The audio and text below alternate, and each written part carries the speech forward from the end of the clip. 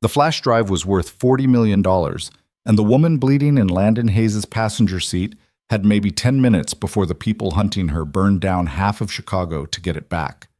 He didn't know her name yet, didn't know why armed men in unmarked SUVs were tearing through the South Side like a military extraction gone wrong. All he knew was that 15 minutes ago, he'd been closing up his garage on the worst night of the winter, and now he was driving through a blizzard with a stranger who kept whispering the same thing over and over. "They'll kill anyone who helps me." Landon glanced in the rearview mirror at the headlights gaining behind them and thought about his 6-year-old daughter asleep 3 miles away, wondered if this was the stupidest thing he'd ever done, and pressed the accelerator harder anyway. If you want to see how a single choice on a frozen Chicago street pulls 3 broken lives into something that looks almost like family, stay until the end. Hit like, drop a comment with your city so I can see how far this story travels. And let's see what happens when ordinary people stop running. Landon Hayes was 32 years old, and he was tired in a way that sleep couldn't fix. He stood alone in the garage bay of Hayes Auto Repair at 11:30 on a Thursday night, wiping grease off a torque wrench that had seen better decades. The space heater in the corner rattled like it was trying to die, pumping out just enough warmth to keep his fingers functional. Outside, the snowstorm that had been threatening all week finally made good on its promise. Wind screamed past the metal roll-up door. Snow came down in sheets so thick the streetlights barely cut through. The sedan he'd been working on, a 2009 Honda with a transmission that sounded like a bag of bolts in a dryer, sat silent on the lift. He'd finished the job an hour ago, but he hadn't left yet. Leaving meant going home to the empty apartment in Pilsen, where his daughter Sophie was already asleep, watched over by Mrs. Graham from 3B, who charged $20 a night and fell asleep by 9. Leaving meant another night of reheated pasta and the kind of quiet that made his chest feel hollow. He missed his wife. 3 years gone, and the missing hadn't dulled even a little. Landon set the wrench down, pulled off his work gloves, and checked his phone. One text from Mrs. Graham: "Sophie's out cold, all good here." He typed back a thanks, pulled on his coat, and killed the lights. The cold hit him like a fist the second he stepped outside. He locked the door, bent his head against the wind, and started the walk toward the Blue Line station 6 blocks north. He'd driven to work that morning, but the truck had started making a noise that meant expensive, so he'd left it parked behind the garage and decided to suffer the train instead. The streets were empty. Everyone with sense had stayed inside. Snow piled against storefronts and buried parked cars up to their door handles. Landon kept his hands jammed in his pockets and tried not to think about the heating bill waiting at home. He was halfway to the station when he saw the woman. She was standing in the recessed entrance of a closed bodega, pressed back into the shadows like she was trying to disappear. Barefoot. No coat. Soaking wet. Her hair plastered to her face, her arms wrapped around herself, shaking so hard he could see it from 20 feet away. Landon stopped walking. For a long moment he just stood there in the middle of the sidewalk, snow building up on his shoulders, staring at her. Part of his brain, the part that had kept him alive through 2 tours in Afghanistan and 4 years of raising a kid on his own, screamed at him to keep moving. Chicago was full of people with problems, and getting involved in someone else's disaster was a luxury he couldn't afford. But she looked up, and their eyes met, and Landon saw something in her face that he recognized. Terror. Pure, animal terror. He walked over. "Hey," he said, keeping his voice low and even. "You okay?" Stupid question. She was obviously not okay. She flinched, took a half step back, then seemed to register that he wasn't whoever she was afraid of. Up close, he could see she was young, mid-20s maybe, with dark eyes and the kind of sharp, fine-boned face that belonged in a museum painting. She was dressed in business clothes, blouse, slacks, heels that she wasn't wearing anymore because her feet were bare and already turning blue. Her teeth chattered so hard she could barely get the word out. "I need help." "No kidding." Landon shrugged off his coat and held it out. "Here, put this on before you freeze to death." She stared at the coat like it might be a trap, then snatched it and wrapped it around herself. It swallowed her. She was tiny, maybe 5'3", and Landon was 6'1" and built like someone who'd spent his life lifting heavy things. "What happened?" he asked. She opened her mouth, closed it, looked past him at the street like she expected something to come roaring out of the snow. "I can't." She shook her head. You should go. If they see you with me. Who's they? Please. Her voice cracked. Just go. I'm serious. They'll kill you. Landon had heard a lot of things in his life, but the way she said it, flat, factual, like she was reporting the weather, made something cold settle in his gut. Okay, he said slowly. Let's say I believe you. Where are you planning to go? She didn't answer. You got a phone? She shook her head. Wallet? ID? Anything? Another head shake. So you're barefoot in a blizzard with no coat, no phone, no money, and people trying to kill you. Landon rubbed his face. That about cover it? Yes. Great. He looked up and down the empty street, then sighed. Come on. Where? Train station. There's a security guard there. You can warm up, call someone, figure out your next move. I can't call anyone. Why not? Because anyone I call dies. She said it so simply, so matter-of-factly, that for a second Landon wondered if he was dealing with someone who'd slipped a few gears. But then he looked at her eyes again, sharp, focused, completely sane, and realized she meant every word. All right, he said. Then we're going to the station, you're going to sit somewhere warm, and I'm going to call the cops. No! She grabbed his arm, fingers digging in hard. No cops. They're paid off. Half of them are already looking for me. Landon stared at her. Lady, he said quietly, I don't know what kind of trouble you're in, but I've got a 6-year-old daughter at home and a life that's barely holding together. I can't get mixed up in whatever this is. I know. She let go of his arm. I'm sorry. Just go. Forget you saw me. She turned away, hunched into his coat, and started walking in the opposite direction. No shoes, no plan, just walking into the storm like she'd rather freeze than drag someone else into her nightmare. Landon watched her go. He thought about Sophie, thought about the bills, thought about every reason he had to turn around and mind his own business. Then he thought about the look in the woman's eyes. Damn it, he muttered. He caught up to her in 3 strides. Okay, he said. New plan. You're coming with me. She stopped, turned. What? My place. It's not far. You can warm up, clean up, and we'll figure out what to do next. I told you, Tess. Yeah, I heard you. People trying to kill you, cops are dirty. Everyone you know is in danger. Got it. He started walking toward the station. You coming or not? She hesitated, then followed. They didn't talk on the train. Landon sat near the door, scanning the nearly empty car for anything that looked wrong. The woman, he still didn't know her name, sat beside him, staring at her hands. She'd stopped shaking, but she looked exhausted, used up.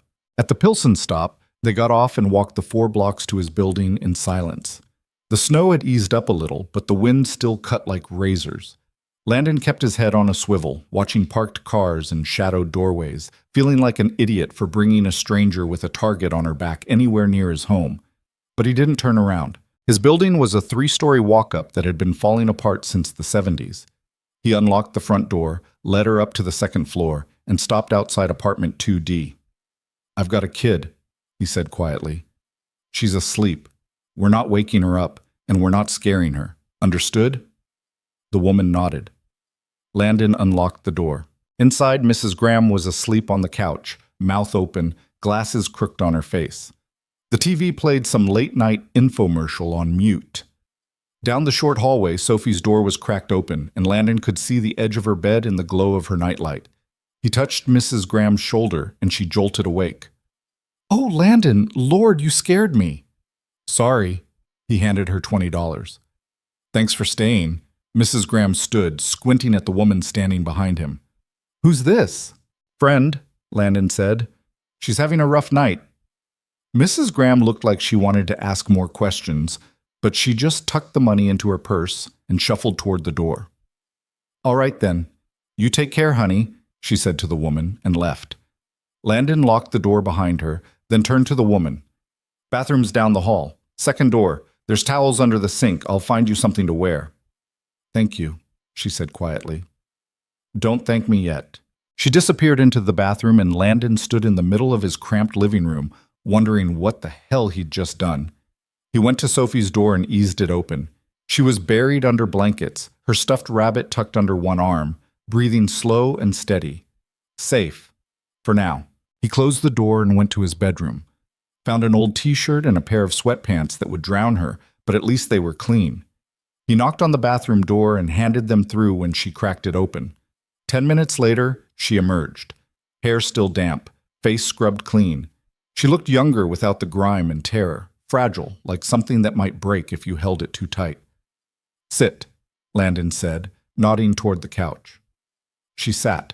He went into the kitchen, put the kettle on, and made 2 cups of instant coffee because it was all he had. When he came back, she was staring at her hands again. He handed her a mug and sat in the chair across from her.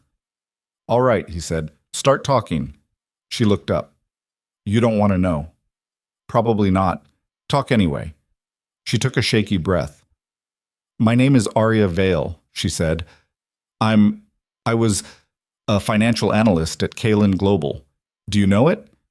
Landon shook his head. "Big investment firm, offices downtown. They manage billions." She wrapped her hands around the mug like she was trying to absorb its heat.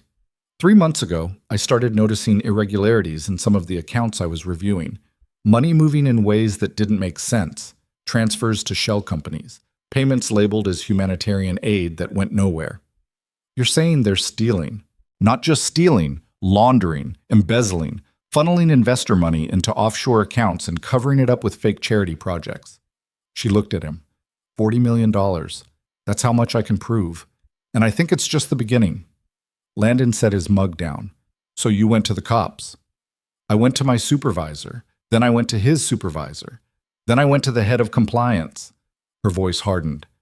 "They all knew. Some of them were part of it." "What about the feds? SEC?" "I was going to.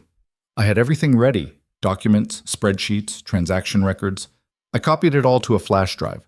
I was supposed to meet with a federal investigator tomorrow morning." She paused. "Tonight, someone tried to kill me." Landon went very still. "What happened?" "I was working late. Everyone else had gone home because of the storm. I was in my office, finishing the last of the files, when I heard voices in the hallway. Shouting. I looked out and saw 2 men, not security, not anyone I recognized. They were going office to office, opening doors." She swallowed. "I grabbed the flash drive and ran, took the stairs, got out through the parking garage, but they saw me." "And they chased you?" "All the way to the south side. I ditched my phone because I knew they could track it. Lost my shoes somewhere. I was trying to get to a friend's place, but every time I thought I'd lost them, another car would appear, so I hid." She looked at him. "And then you found me." Landon leaned back in his chair, processing. "This flash drive," he said. "You still have it?" Arya reached into the pocket of the sweatpants and pulled out a small black drive. "Right here. And the people looking for you, you think they're still out there?" "I know they are." "How?" "Because $40 million buys a lot of motivation." Landon rubbed his jaw. He wanted to tell her she was paranoid, that she'd blown this out of proportion, that she should go to the cops or the FBI or anyone except a broke mechanic with a kid to protect. But he'd seen her face when she talked, heard the fear, and he'd been around enough liars in his life to know she wasn't one. "Okay," he said. "So what's the plan?" "I don't have one. I barely made it this far." "You said you were supposed to meet a federal investigator tomorrow. You still have their contact info?" "It was in my phone." "Name?" She shook her head. "I can't remember. It was arranged through a third party, someone I trusted." "And you can't call them now because I don't have a phone, and because if I use yours, they'll trace it." Landon stood, went to the window, and looked out at the street. Snow still falling. A few cars parked at the curbs, nothing moving. "You can stay here tonight," he said. "Tomorrow, we'll figure out how to get you somewhere safe." "You don't have to do this." "Yeah, I know. I mean it. If they find out you helped me, then they find out." He turned to face her. "Look, I don't know you. Don't know if your story's even true, but I'm not throwing you back out into the snow, and I'm not letting some corporate goons terrorize people in my city. So you're staying. We clear?" Arya stared at him for a long moment, then nodded. "Thank you," she said quietly. "Don't mention it." He headed toward the hallway. "You can sleep on the couch. I'll grab you a blanket." He was halfway to the closet when Sophie's door opened. She stood in the doorway, rubbing her eyes, her rabbit dangling from one hand. Daddy? Landon's heart sank. Hey, kiddo, what are you doing up? I heard voices. Sophie looked past him at Arya. Who's that? Arya stood up slowly, awkwardly, like she wasn't sure what to do. This is Miss Arya, Landon said. She's a friend. She's staying with us tonight. Sophie studied Arya with the unsettling intensity that only 6-year-olds could manage. Why? Because it's snowing really hard, and she needed a place to stay. Sophie walked over to Arya and looked up at her. Are you sad? Arya blinked. What? You look sad. Sophie, Landon said gently. It's late. Back to bed. But Arya knelt down so she was eye level with Sophie. I am a little sad, she said, but your dad's helping me feel better. Sophie considered this. Then she held out her rabbit. You can borrow Mr. Flopsy. He helps when I'm sad. Arya's eyes went bright, and for a second Landon thought she might cry. Thank you, she said, taking the rabbit carefully. I'll take really good care of him. Okay, Sophie yawned. Night, Daddy. Night, Miss Arya. Night, sweetheart. Sophie padded back to her room and closed the door. Arya stood, still holding the rabbit, staring at it like it was made of glass. She's sweet, she said, her voice thick. Yeah. Landon's chest felt tight. She is. Arya looked at him. I'm putting her in danger just by being here. Maybe, but she's already in danger every day just by living in this world. At least this time we're trying to do the right thing. I hope you still think that tomorrow. Landon didn't answer. He got her a blanket and a pillow, made sure the door was locked, and went to bed. He didn't sleep. He lay in the dark, staring at the ceiling, listening to the wind howl outside, and wondering if he'd just made the biggest mistake of his life. Around 3 a.m, he got up and checked the street from his bedroom window. Nothing. Just snow and shadows. But the feeling in his gut, the same one that had kept him alive in Kandahar, wouldn't go away. Something was coming. When morning broke gray and cold, Landon got up, made coffee, and checked on Arya. She was awake, sitting on the couch, still holding Mr. Flopsy. You sleep? He asked. Not really. Yeah, me neither. Sophie woke up half an hour later, delighted to find Arya still there. She chattered through breakfast, cereal and toast, asking Arya 100 questions that Arya answered with surprising patience. Where do you work? Do you have a rabbit? Do you like cartoons? Landon watched them and felt something shift in his chest, something fragile and dangerous. After breakfast, he walked Sophie to Mrs. Graham's apartment for the day. She was off school because of the snow, and Mrs. Graham agreed to watch her for an extra 20. When he got back, Arya was at the window, staring down at the street. See something? He asked. Black SUV, parked across the street. It wasn't there before. Landon moved to the window. She was right. A black Escalade, windows tinted, engine running, just sitting there. Could be nothing, he said. Could be. They watched it for 10 minutes. It didn't move. Okay, Landon said. New plan. We're leaving. Where? My garage. It's got a back exit and better sightlines. We can figure out next steps from there. What about Sophie? She's safe with Mrs. Graham, and the less she knows about this, the better. Arya nodded. They bundled up, Arya in a spare coat Landon had that was 3 sizes too big, and slipped out the back stairwell. Landon led her through the alley, moving fast but not running, trying to look like 2 people going about their day. The garage was 15 minutes on foot. By the time they got there, Landon's shoulders were knotted with tension. He unlocked the side door, got Arya inside, and locked it behind them. The garage was freezing, but it felt safer than the apartment. He fired up the space heater and pulled out his phone. I'm calling a friend, he said. Ex-military. He might know someone who can help. Okay? Landon dialed. It rang 4 times before a gruff voice answered. Hayes, the hell you want this early? Danny, I need a favor. Of course you do. What is it this time? I need to get someone in touch with a federal investigator. Someone who won't ask questions and won't tip off the wrong people. A pause. This about that girl the news is talking about? Landon went cold. What news? Turn on the TV, man. Landon found the old television in the corner of the garage and flipped it on. It took a minute to find a news station, but when he did, his stomach dropped. The headline read, Kaylin Global Analyst Missing After Alleged Breakdown. And there, on the screen, was Arya's face. The reporter's voice was smooth and professional. Arya Vale, 26, a financial analyst at Kaylin Global, was reported missing late last night after colleagues expressed concern for her mental state. According to sources within the company, Vale had recently exhibited erratic behavior and made unfounded accusations against senior staff. Authorities are asking anyone with information to come forward. Landon muted the TV and looked at Arya. She was staring at the screen, her face pale. "They're calling me crazy," she said quietly. "Yeah. They're going to say I made it all up." "Probably." She turned to him, and her eyes were fierce. "I didn't. I believe you." "Do you?" Landon met her gaze. "Yeah, I do." Danny's voice crackled over the phone. "Hayes, you still there?" "Yeah, I'm here." "You in over your head?" "Feels like it." "Then get out. Whatever this is, it's not your fight." Landon looked at Arya. At the flash drive, she was clutching like a lifeline. At the exhaustion and fear and desperate, stubborn hope in her eyes. "Too late," he said, and hung up. The television stayed on, looping the same story every 12 minutes.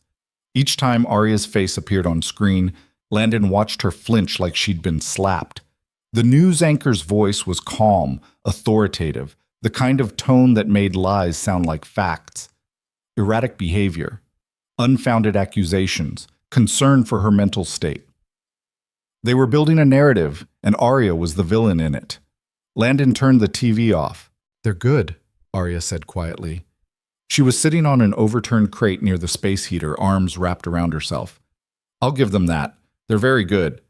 "Who's running point on this?" Landon asked. "At the company. Who'd have the juice to get the news involved this fast?" "Could be anyone in the executive suite, my guess. Richard Kaylin himself." "The CEO?" "Founder and CEO. The company's named after him. He built it from nothing 30 years ago, and he's got connections everywhere. Politicians, media, law enforcement." She looked at Landon. "If he wants me painted as unstable, I'm unstable. If he wants me disappeared, I disappear." Landon leaned against the workbench, thinking. His phone sat on the counter between them, dark and silent. He'd turned off the location services after hanging up with Danny, but he wasn't naive enough to think that made him invisible. If Kaylin Global had the resources Arya claimed, they could track him a dozen other ways. "The flash drive," he said. "What's actually on it?" Arya pulled it from her pocket and held it up. Transaction records going back 18 months. Wire transfers, account statements, emails between executives discussing how to hide the money. There's also a ledger showing which charities are fake and which offshore accounts the funds actually went to. And that's enough to prove it? It's enough to start an investigation. Once the feds dig in, they'll find more. But this, she shook the drive, this is the smoking gun. Then we get it to the feds. How? I don't have the contact info for the investigator I was supposed to meet. I don't even know their name, and if I walk into an FBI field office, I'll be arrested before I get past the lobby. Why? Because by now, Kaylin's lawyers have already filed a report claiming I stole proprietary information. They'll say I'm a disgruntled employee trying to sabotage the company. The second I show my face, I'm in custody, and this drive gets locked in an evidence room where it'll conveniently disappear. Landon rubbed his jaw. She was right. Walking into a federal building was a trap. "What about a lawyer?" he asked. "Someone who could authenticate the documents and file them properly?" "Same problem.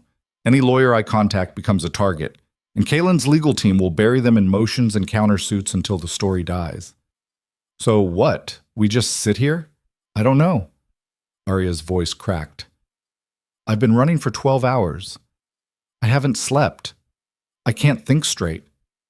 I thought I had a plan, but it's falling apart, and She stopped, took a breath. "I'm sorry. You didn't sign up for this." Landon watched her for a moment. She looked small, sitting there in his oversized coat, trying to hold herself together. He thought about Sophie, about the bills stacked on his kitchen counter, about the fact that his entire life was balanced on a knife's edge, and getting involved in this could tip him right over. But he also thought about the way Arya had knelt down to talk to Sophie last night, The way she'd held Mr. Flopsy like it was the most important thing in the world. The way she'd said thank you like she'd forgotten people could be kind. "All right," he said. "Here's what we're going to do. We're going to eat something because neither of us has had a real meal in the last day. Then we're going to figure out who you were supposed to meet and how to contact them without getting traced. And if that doesn't work, we'll find another way." "There might not be another way." "Then we'll make one." Arya looked at him, and something in her expression shifted. Not hope exactly, but something close. "Why are you helping me?" she asked. Landon shrugged. "Because you asked." "That's it?" "That's it." She didn't look like she believed him, but she didn't argue either. There was a diner 2 blocks away that Landon trusted. The owner, a woman named Marisol, had been feeding him burnt coffee and decent eggs for the past 3 years and never asked questions. He locked up the garage and they walked over through streets still thick with uncleared snow. The diner was warm and loud, filled with the smell of bacon grease and the sound of silverware scraping plates. Marisol looked up when they walked in, raised an eyebrow at Arya, but just pointed them toward a booth in the back. They sat. Landon ordered coffee and breakfast for both of them. When Marisol walked away, Arya leaned across the table. "You come here a lot?" she asked. "Couple times a week? And she doesn't care that you just brought in someone the news says is missing?" Marisol minds her business. It's one of her better qualities. The food came fast. Eggs, toast, hash browns that were more grease than potato. Arya ate like she hadn't seen food in days, which maybe she hadn't. Landon watched her, sipping his coffee, thinking. "This investigator you were supposed to meet," he said. "How'd you set it up?" Arya swallowed a bite of toast. "Through a guy named Colin Park. He's a reporter, does investigative stuff. I reached out to him a few weeks ago when I realized how big this was. He's the one who put me in touch with the Fed." "You trust him?" "I did, but I haven't heard from him since yesterday afternoon." "You think Kaylin got to him?" "I think it's possible." Landon pulled out his phone. "What's his number?" "I don't remember. It was in my contacts." "Where does he work?" "Freelance, mostly, but he used to write for the Tribune." "All right, I'll look him up." Landon opened a browser and typed in the name. A few hits came up: articles, bylines, a LinkedIn profile. He clicked on the most recent article. It was dated 2 weeks ago, something about housing fraud on the north side. "This him?" Landon turned the phone so Arya could see the photo attached to the byline. She nodded. "That's Colin. Says here he's got a Substack. Maybe there's a contact form. They'll trace it." "Not if I use the diner's Wi-Fi and a burner email." Arya looked at him. "You know how to do that?"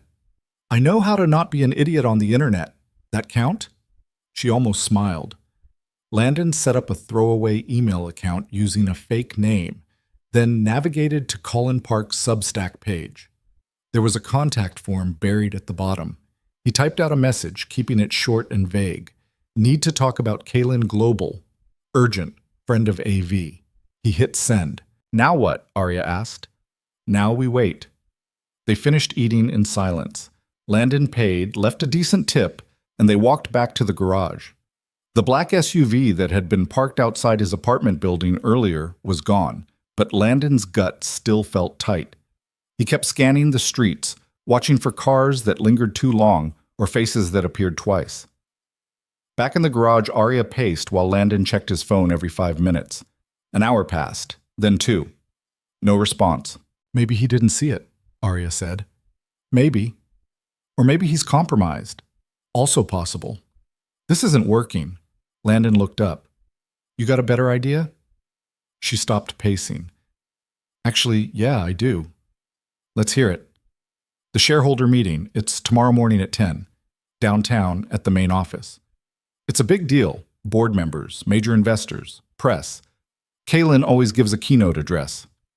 "Okay, so if I can get into that building, I can release the files publicly, live, in front of everyone." Landon stared at her. "You want to walk into the headquarters of the company that's trying to kill you and broadcast evidence of their crimes in real time?" "Yes." "That's insane. It's also the only way to make sure the evidence actually gets out. If I hand it to one person, they can bury it. But if I release it in front of 100 witnesses with cameras, it becomes news. Kalen can't control the narrative if the whole world is watching.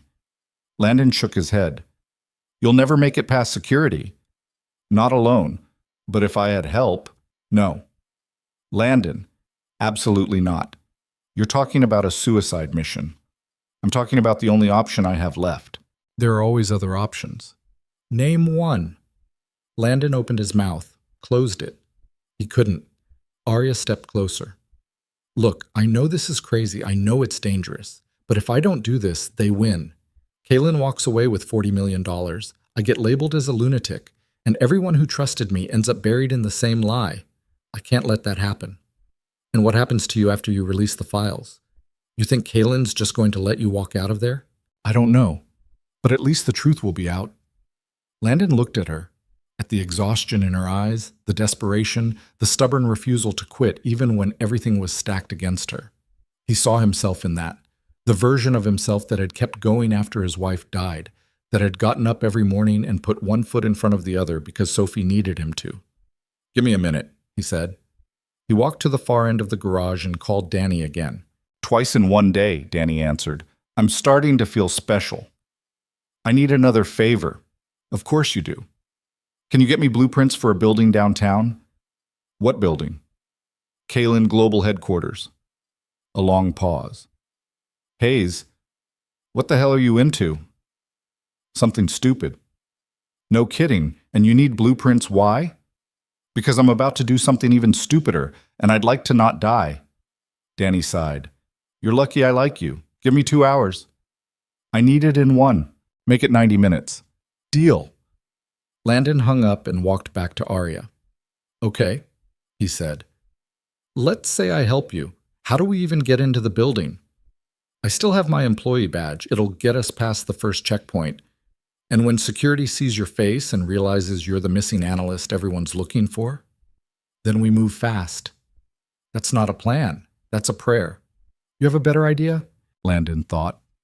Maybe. If we can get the blueprints, we can find a way in that bypasses the main lobby. Service entrance, loading dock, something like that. And then? Then we get you to wherever this shareholder meeting is happening, you do your thing, and we get out before Kalen's people turn the place into a war zone. Arya nodded slowly. That could work? It probably won't. I know. And if it goes sideways, we're both dead. I know that too. Landon rubbed his face. I need to check on Sophie first. Make sure she's okay. Of course, he called Mrs. Graham. She answered on the third ring, sounding slightly annoyed. Landon, I'm watching my show. Is Sophie all right? She's fine. Eating lunch, coloring, asking when you're coming back. Tell her I'll be there tonight. And Mrs. Graham, if anyone comes by asking about me, you don't know anything. What? Just trust me. If anyone asks, you haven't seen me. Landon, what's going on? I'll explain later. Just keep her inside, okay? He hung up before she could argue. When he turned around, Arya was watching him. You're a good dad, she said. I'm a dad who's about to break into a corporate skyscraper and probably get arrested. Not sure that qualifies as good. You're doing it so someone else doesn't get hurt. That counts. Landon didn't know what to say to that, so he said nothing. 90 minutes later, Danny called back. Got your blueprints, he said. Sending them now. But Hayes, this is a bad idea. I know. These people you're going up against, they don't play fair. I know that too. And you're doing it anyway. Yeah, Danny sighed. You need backup. You call me. I will. No, you won't. But I had to offer. The blueprints came through as a PDF.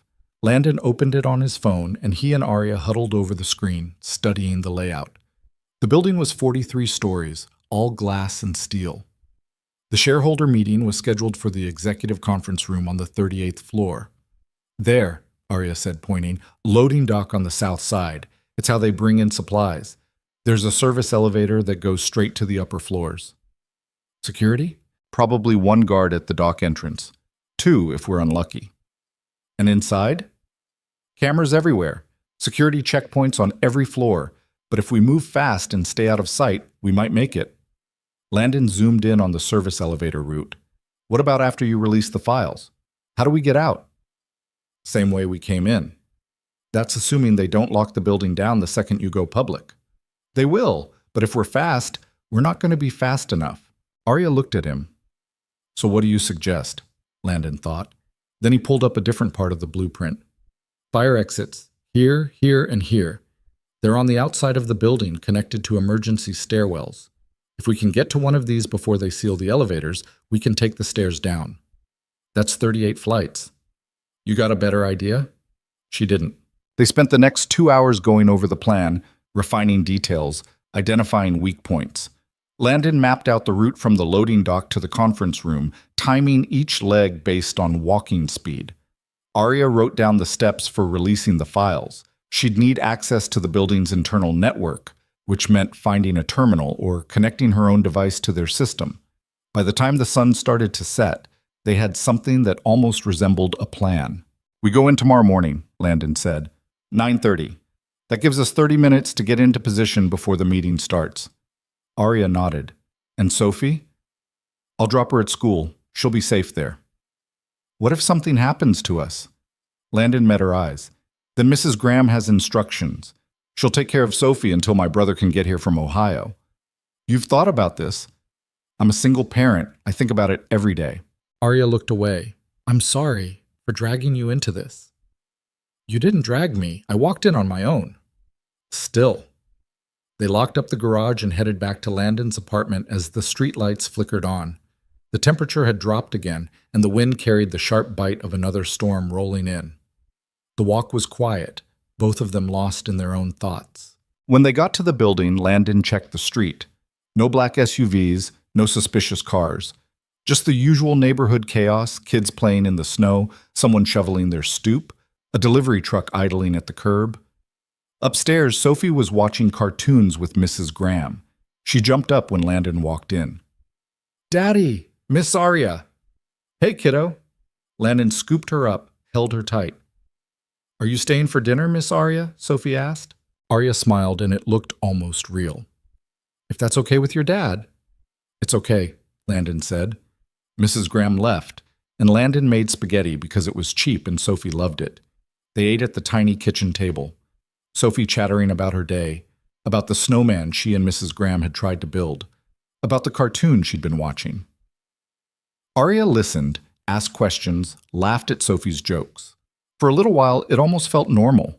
After dinner, Landon got Sophie ready for bed. He read her a story, tucked her in, kissed her forehead. I love you, kiddo, he said. Love you too, Daddy. She yawned. Is Miss Arya going to stay forever?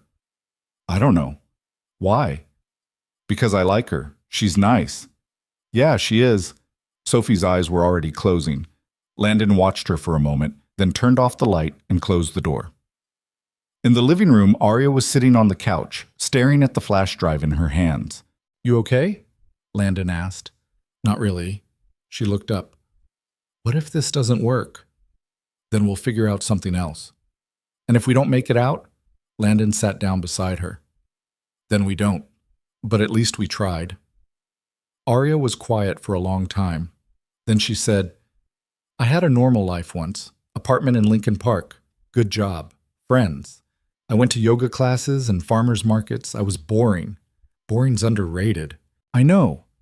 I keep thinking about how I could have just ignored what I found, how I could have looked the other way and kept my boring life. Why didn't you? Because it was wrong, and I couldn't live with myself if I did nothing. She laughed, but it sounded bitter. Guess that makes me an idiot. Makes you decent. Decent people don't usually end up running for their lives. No, Landon said, but they're the only ones who make things better. Arya looked at him, and for the first time since he'd met her, she didn't look scared, just tired. Thank you, she said quietly. For what? For not treating me like I'm crazy. For believing me. She gestured around the apartment. For all of this. Don't thank me yet. We still have to survive tomorrow. She smiled, small and sad. Right. They sat in silence for a while, listening to the wind rattle the windows. Eventually, Arya lay down on the couch, and Landon gave her the same blanket and pillow from the night before. He went to his room but didn't sleep. Instead, he sat on the edge of his bed, staring at the photo on his nightstand, him and his wife and Sophie. Back when Sophie was just a baby. Back when life made sense. He thought about what he was about to do. Thought about the risk. Thought about Sophie waking up tomorrow and him not being there. But he also thought about the look on Arya's face when she talked about doing the right thing, about the $40 million stolen from people who trusted Kalin Global, about the way the world worked when people like Richard Kalin could buy their way out of consequences. He thought about what kind of man he wanted to be, and he decided he could live with the risk. Morning came too fast. Landon got up, made breakfast, packed Sophie's lunch. She was groggy and grumpy, the way she always was before school. Arya sat at the table, quiet, drinking coffee. "You ready?" Landon asked. Arya nodded. He walked Sophie to school, kissed her goodbye, and watched her disappear into the building. Then he went back to the apartment where Arya was waiting. "Let's go," he said. They took the train downtown, both of them silent. The city was waking up, streets filling with commuters, the sky gray and heavy with the promise of more snow. Landon kept his head down, watching for anyone who looked too interested. Arya did the same. At the stop nearest to Kalin Global headquarters, they got off and walked the last 3 blocks. The building loomed ahead, all glass and steel, a monument to money and power. Landon checked his watch. 9:15. "You sure about this?" he asked. Arya looked up at the building, then at him. "No," she said, "but I'm doing it anyway." Landon nodded, and they walked toward the loading dock. The loading dock was tucked behind the building, accessed through an alley that smelled like garbage and exhaust fumes. A semi-truck idled near the entrance, its driver scrolling through his phone while a crew unloaded pallets of office supplies. Landon and Arya walked past like they belonged there, heads down, moving with purpose. The security guard at the dock entrance was exactly where the blueprint said he'd be. Middle-aged, heavy-set, wearing a uniform that looked 2 sizes too small. He glanced up from his tablet as they approached. "Help you?" he asked. Arya pulled out her employee badge, the one she'd shown Landon the night before. It was creased and slightly bent, but the photo was clear. She held it up with the kind of confidence that came from doing it 100 times before. "Arya Val, Financial Analysis. Forgot something in my office." The guard squinted at the badge, then at Arya's face. For a moment, Landon thought they were blown. The news had shown her photo on loop for the past 24 hours, but the guard just grunted and waved them through. "Sign in," he said, nodding toward a clipboard on the desk. Arya scribbled a name that wasn't hers, and Landon did the same. The guard didn't look. He was already back to his tablet, watching a video with the sound off. They stepped into the building. The service corridor was narrow and fluorescent lit, lined with concrete walls and exposed pipes. It smelled like cleaning chemicals and old coffee. Landon followed Arya toward the service elevator at the far end, his pulse hammering in his ears. Every shadow felt like a threat. Every footstep echoed too loud. The elevator doors opened with a soft ding. They stepped inside. Arya pressed the button for the 38th floor. "So far, so good," she said quietly. "Don't jinx it." The elevator climbed. Landon watched the floor numbers tick upward on the display, each one feeling like another step closer to something he couldn't take back. He'd been in bad situations before. Kandahar had been full of them, but this was different. Back then, he'd had training, backup, a clear mission. Now he was flying blind, trusting a woman he'd known for less than 2 days, betting everything on a plan that was more hope than strategy. The elevator slowed, stopped. The doors opened onto a hallway that looked nothing like the service corridor below. Here, everything was sleek and polished. Glass walls, modern art, carpet so thick it swallowed sound. A few people in business attire moved past, talking on phones, carrying tablets. None of them looked twice at Landon and Arya. Arya led the way, moving fast but not running.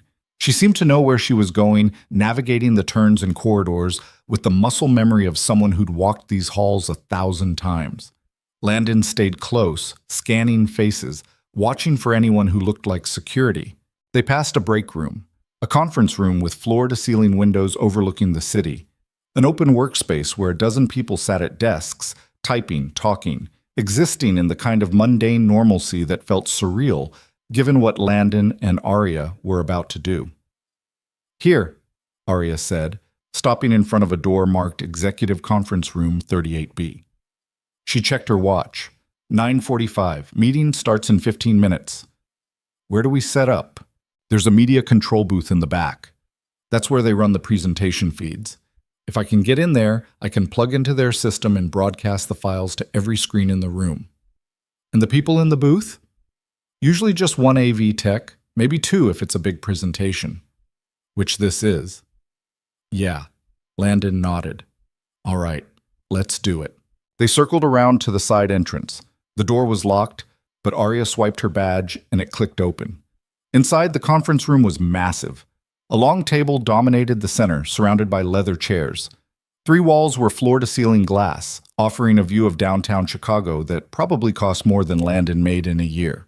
The 4th wall was a projection screen, currently dark. The media booth was at the back, a small glass-enclosed space elevated above the main floor. Landon could see 2 people inside, setting up equipment, adjusting cables. 2 techs, he said. I see them. How do you want to play this? Arya thought for a moment. I'll go in, say I need to check something for my department. You stay out here and keep watch. And if they don't buy it, then we improvise. Landon didn't love the plan, but they were out of time. He nodded. Arya climbed the narrow staircase to the booth. Landon watched from below as she knocked on the glass door. One of the techs, a young guy with headphones around his neck, opened it. Arya said something Landon couldn't hear. The tech looked confused, then annoyed. He shook his head. Arya kept talking, gesturing toward the equipment. The tech hesitated. Then he stepped aside and let her in. Landon let out a breath he didn't know he'd been holding. Arya moved to one of the terminals, pulling the flash drive from her pocket. She plugged it in, her fingers flying over the keyboard. The second tech, a woman with short gray hair, looked over, frowned, said something.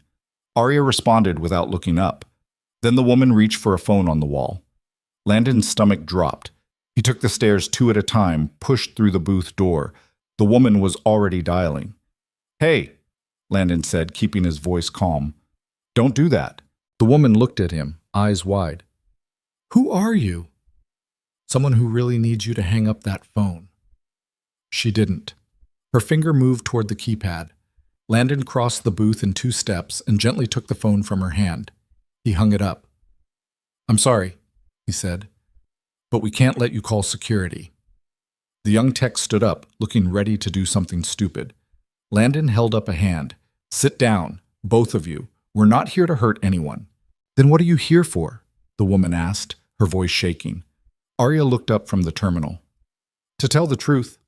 The woman's eyes went to Arya's face, and recognition dawned. You're the analyst. The one on the news. That's me. They said you stole company files. They lied. The young tech pulled out his phone. Landon moved fast, taking it before the kid could unlock it. Sorry, Landon said again. You'll get it back in about 20 minutes. This is insane, the woman said. Yeah, Landon agreed. It is. Arya finished typing and pulled the flash drive. Done. The files are loaded into the presentation queue. As soon as the meeting starts and they pull up the first slide, my files will override the feed and broadcast to every screen in the room. And everyone outside the room? The presentation's being live streamed to the company's internal network. Every employee in the building will see it. Plus, the meeting's being recorded for the shareholder archive. That recording goes public later today. Landon looked at the 2 techs. You 2 stay here. Don't touch anything. Don't call anyone. When this is over, you can tell security we forced you. No one's going to blame you. The woman nodded slowly. The young tech just stared. Landon and Arya left the booth and descended the stairs. The conference room was starting to fill up now. Men and women in expensive suits filtered in, shaking hands, making small talk. Landon spotted a face he recognized from the news coverage. Richard Kalin himself. Late 60s, silver hair, the kind of smile that looked practiced. That's him, Arya whispered. Yeah. I worked for him for 3 years. I used to think he was brilliant. And now? Now I know he's just good at hiding who he really is. Kalin took a seat at the head of the table. Other executives flanked him, arranging papers, sipping coffee. At the far end of the room, a camera crew set up equipment for the live stream. Everything looked normal, professional, calm. Landon checked his watch, 9:58. We need to get out of here before this starts, he said. Once those files go live, this whole place is going to explode. I know. They moved toward the side door they'd come through. But before they reached it, the main doors at the front of the room opened and 2 security guards walked in. They weren't the rent-a-cop types from the loading dock. These were professionals. Fitted suits, earpieces, eyes that scanned the room like they were cataloging threats. One of them looked directly at Arya. "We've got a problem," Landon said quietly.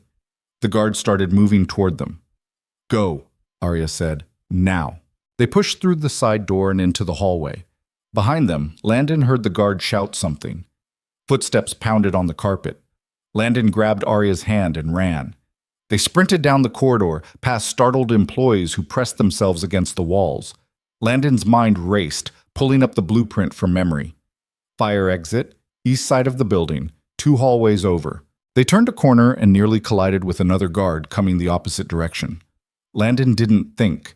He just reacted, lowering his shoulder and driving into the man's chest. The guard stumbled back, hit the wall, and Landon kept moving. "Left!" Arya shouted.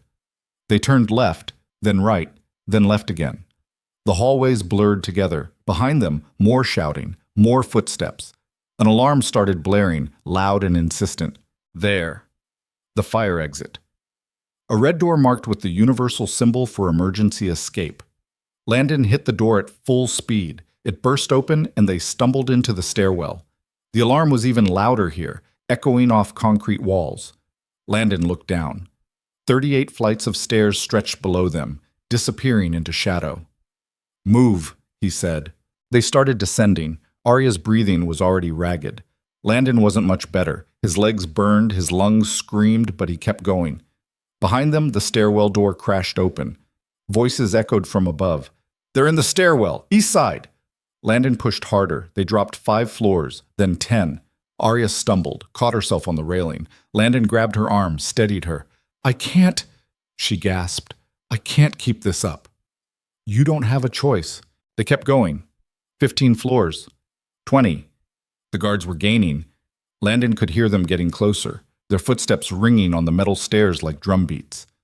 At the 25th floor, Landon made a decision. "In here," he said, pulling Arya through the door and into the hallway. This floor was quieter, fewer people. They ran toward the center of the building, looking for somewhere to hide, somewhere to catch their breath. Landon spotted a supply closet, tried the handle, locked. "Here!" Arya pointed to an empty office with the door ajar. They ducked inside, closed the door, and crouched behind a desk.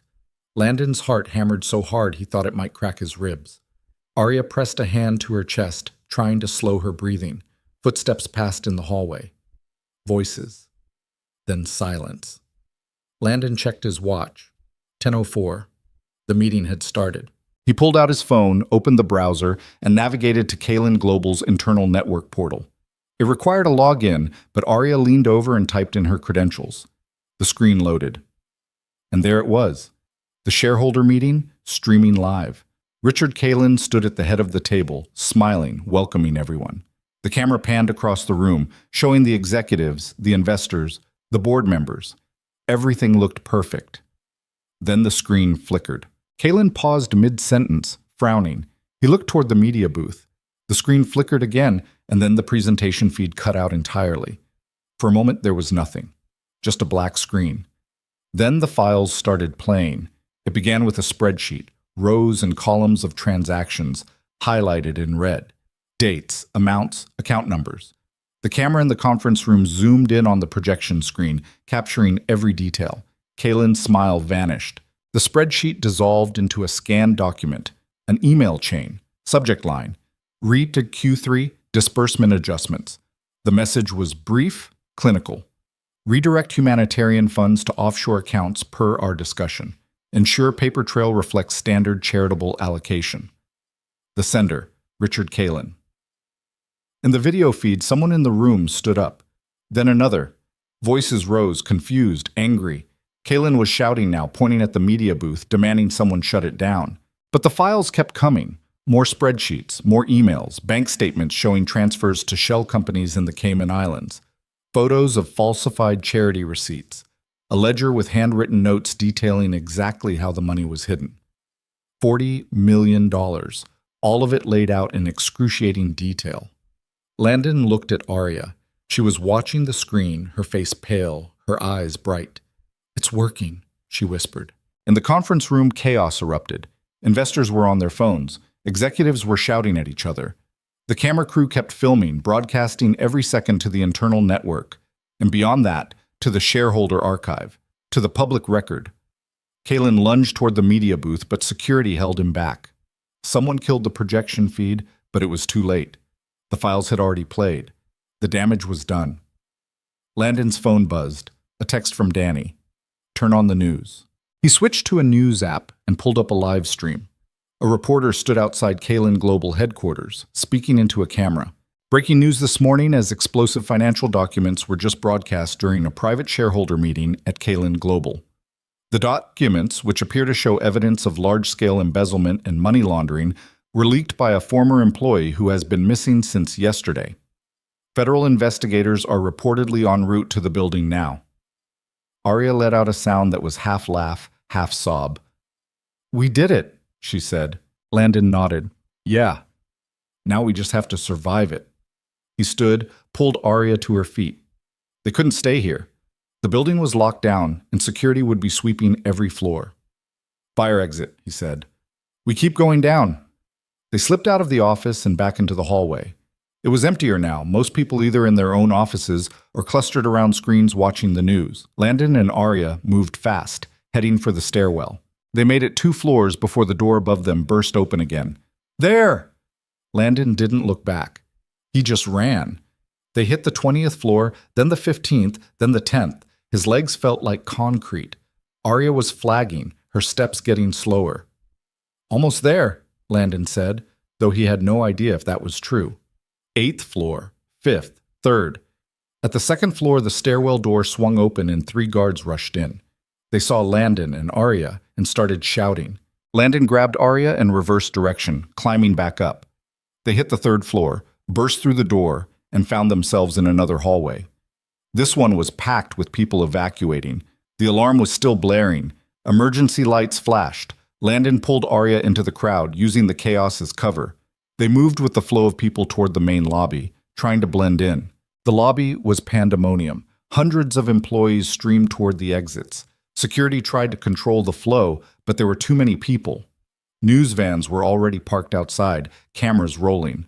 Landon spotted a side exit near the building's coffee shop. He steered Arya toward it, weaving through the crowd. They were 10 feet from the door when someone grabbed Landon's shoulder. He spun, ready to fight. But it wasn't a guard. It was Colin Park, the reporter. Landon recognized him from the photo on his byline. "Arya Vale?" Colin said, looking at her. Arya nodded, wary. "I got your message. I've been trying to find you. Are you okay?" "We're leaving," Landon said. "Right now." "Wait." Colin pulled out a phone. "I need a statement. On the record. The feds are going to want to talk to you, but if you go public first, you control the narrative." Arya looked at Landon. He could see the exhaustion in her eyes, the fear, but also something else. Resolve. "Do it," Landon said. Colin hit record. "Arya Vale, can you confirm that you're the source of the documents broadcast during today's shareholder meeting?" Arya took a breath. "Yes, I'm the source. I worked at Kalen Global for 3 years, and during that time I uncovered evidence of systemic fraud and embezzlement orchestrated by senior executives, including CEO Richard Kalen. $40 million was stolen from investors and hidden through fake humanitarian projects. I tried to report it internally, but I was silenced. I tried to go to the authorities, but I was hunted. So I did the only thing I could. I made the evidence public. Why now? Because it was the right thing to do, and because people deserve to know the truth." Colin lowered the phone. "That's going to be everywhere in an hour." "Good," Arya said. They pushed through the side exit and into the cold morning air. The street was chaos. Police cars, news vans, crowds of people. Landon led Arya away from the building, cutting through alleys and side streets until they were blocks away. Only then did he stop. Arya leaned against a brick wall, breathing hard. "We made it," she said. "Yeah." "I can't believe we actually made it." Landon's phone buzzed. A call from an unknown number. He answered. "Mr. Hayes?" The voice was male, authoritative. This is Special Agent Marcus Delgado with the FBI. We need to speak with you and Ms. Vale immediately. Landon looked at Arya. She nodded. Where? Landon asked. Federal Plaza. We'll have agents waiting at the north entrance. You'll be safe. How do I know that? Because Richard Kalin is already in custody, and half his executive team is being rounded up as we speak. You did the right thing, Mr. Hayes. Now let us finish it. Landon hung up. They want us to come in, he said. Do we trust them? I don't know, but I don't think we have a choice. They walked to Federal Plaza. The building was massive, imposing, the kind of place that made you feel small. 2 agents in dark suits met them at the entrance and escorted them inside. The next 4 hours were a blur. Interviews, statements. Arya handed over the flash drive and walked the agents through every document. Landon told them everything he knew, which wasn't much. Mostly, he just sat in a conference room drinking bad coffee and wondering if Sophie was okay. Finally, around 3 in the afternoon, Agent Delgado came back. You're free to go, he said. We have everything we need. That's it? Landon asked. For now. We'll probably need follow-up statements, but the hard part's done. Ms. Vale, you'll need to stay in the city for the next few weeks while we build the case, but you're not under arrest. You're a witness, a very brave one. Arya nodded, too tired to speak. Outside, the sun was setting, casting long shadows across the street. Landon and Arya stood on the steps of the federal building, watching the city move around them. What now? Arya asked. Now I pick up my daughter from school, and then I go home and try to pretend the last 2 days didn't happen. Think that'll work? Not even a little. Arya smiled, small and sad. Thank you for everything. You already said that. I know, but I mean it. Landon looked at her. What are you going to do? I don't know. Find a new job, I guess. Somewhere far away from corporate finance. You've got a place to stay? She hesitated. I'll figure something out. Landon sighed. You can crash on my couch. Until you get back on your feet. I can't ask you to. You're not asking. I'm offering. Arya looked at him for a long moment. Then she nodded. They took the train back to Pilsen together. The car was crowded, full of people heading home from work, oblivious to everything that had happened. Landon felt like he was in 2 worlds at once. The one where he'd just helped expose a billion-dollar crime, and the one where he was still just a mechanic trying to pay his bills. When they got to the apartment, Mrs. Graham was waiting with Sophie. Daddy! Sophie ran to him, and Landon caught her, held her tight. Hey, kiddo, you have a good day? Uh-huh. We learned about fractions, and Miss Arya's on TV. Landon looked at the television. Sure enough, there was Arya's face on the screen. The chyron read, Whistleblower exposes massive fraud at Kalin Global. Mrs. Graham looked at Landon, then at Arya, then back at Landon. You two want to tell me what's going on? She asked. Long story, Landon said. I've got time. Sophie tugged on Arya's sleeve. Are you staying again? Arya smiled. Yeah, for a little while. Good. You can help me with my homework. And just like that, the world kept turning. That night, after Sophie finally fell asleep clutching Mr. Flopsy and asking 100 questions about why Miss Arya was famous, Landon sat at the kitchen table with a beer he wasn't drinking and stared at his phone. It had been ringing all evening, news outlets, reporters, people he hadn't talked to in years suddenly very interested in his life. He'd ignored all of it. Arya sat across from him, wrapped in the same oversized coat she'd been wearing since the loading dock, nursing a mug of tea that had gone cold an hour ago. You okay? Landon asked. She looked up. I keep waiting for it to feel real. What part? All of it. The fact that it's over, that Kalin's actually in custody, that I'm sitting here instead of running. She shook her head. It doesn't feel real. Give it time. How much time did it take you? After your wife died? The question caught him off guard. He set the beer down, studied the label like it might have answers. I'll let you know when it happens, he said finally. Arya's expression softened. I'm sorry, it's fine. He looked at her. You asked Mrs. Graham about it? She mentioned it. Said you'd been raising Sophie alone for 3 years. That you were doing a good job, considering. Considering what? Considering how hard it is. Landon didn't know what to say to that, so he said nothing. They sat in silence for a while, listening to the radiator clank and the muffled sound of someone's TV through the wall. "I talked to Agent Delgado again," Arya said eventually. "He called while you were putting Sophie to bed." "What'd he say?" "The case is moving fast. They've frozen Kalen Global's accounts, arrested 4 more executives. They're calling it one of the biggest corporate fraud cases in a decade." "Good." He also said the shareholders are filing a class action lawsuit against Kalen, the board, everyone involved. She paused. "And they want me to testify." "You going to?" "I don't have a choice. The evidence I provided is the backbone of the case. Without my testimony, half of it gets thrown out." "When?"